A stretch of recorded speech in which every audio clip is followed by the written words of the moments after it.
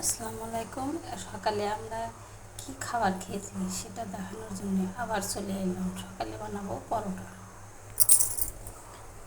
এখন পরোটাটা দিয়ে দিচ্ছি।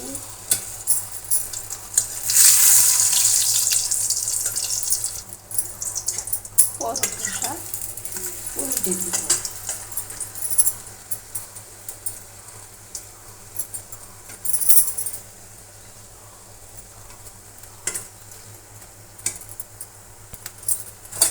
পরোটাটা হয়ে গেছে। আর পরোটা আমরা দিচ্ছি। পরোটাটা হয়ে গেছে, এখন আমরা নামিয়ে নেব।